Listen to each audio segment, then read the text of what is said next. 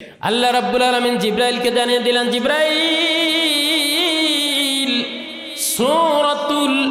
সূরাতুন নূরের 26 নম্বর আয়াতে কারিমা আমার নবীর উপর নাজিল করে দেন। জিব্রাইল আমিন এসে গেলেন, আসার সাথে সাথে আল্লাহর নবীর উপর নাজিল হলো। আল্লাহর নবীর উপর যখন 26 নম্বর আয়াতে কারিমা নাজিল হয়ে গেল, আল্লাহর নবী মুস্কি মুস্কি হাসি দিচ্ছেন। দীর্ঘদিন পরে আয়েশা সিদ্দিকার দিকে তাকিয়ে মুস্কি হাসি দিচ্ছেন। হাসি দিলে আম্মা যান আয়েশা সিদ্দিকা বলেন, হাসেন কেন?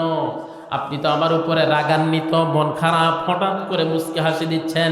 আল্লাহর নবী সাল্লাল্লাহু আলাইহি ওয়াসাল্লাম তিলাওয়াত করলেন, আল খাবিসাতু লিল খাবিসিনা ওয়াল খাবিসুনা লিল খাবিসাত ওয়াত তাইয়িবাতু লিত তাইয়িবিনা ওয়াত তাইয়িবুনা লিত তাইয়িবাত।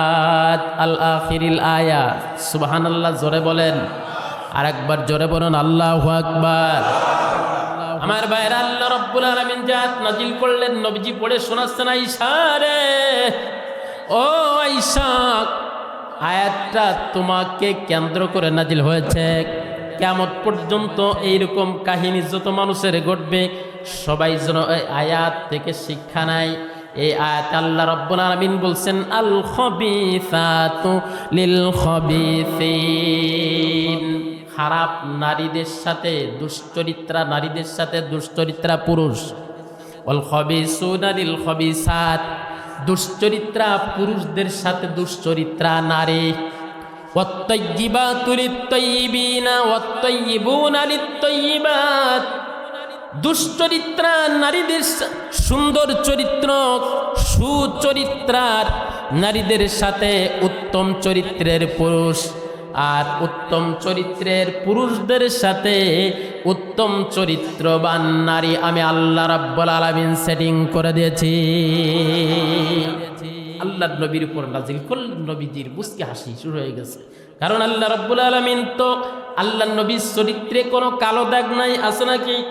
নবীজি বলছেন, আমার চরিত্রে যখন কালো দাগ নাই, আমি গোলাম মানবতার মহান দিশারি, আমি বিশ্বনবী, আমার চরিত্রে আল্লাহ রাব্বুল আলামিন কালো দাগ রাখেন নাই।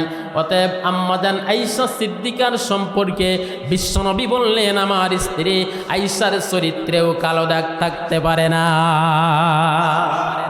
আয়াত দিয়ে আল্লাহ রাব্বুল আলামিন বুঝাই দিলেন, ও দুনিয়ার মানুষ, তুমি যদি জিনাকারিনী হও তাহলে